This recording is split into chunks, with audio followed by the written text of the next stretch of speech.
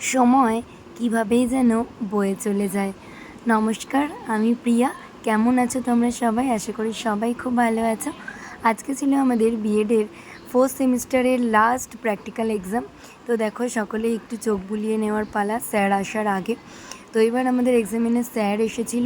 তো সবাই একটুখানি চিন্তা, কিছুটা মন খারাপ, কিছুটা আনন্দ যে একটা অধ্যায় শেষ হয়ে আবার হয়তো নতুন কোনো অধ্যায়, নতুন কোনো ঠিকানা।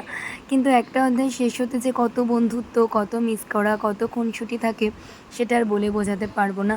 কিছু বন্ধুত্ব এমনই থাকে যা কখনোই ভোলা যায় না।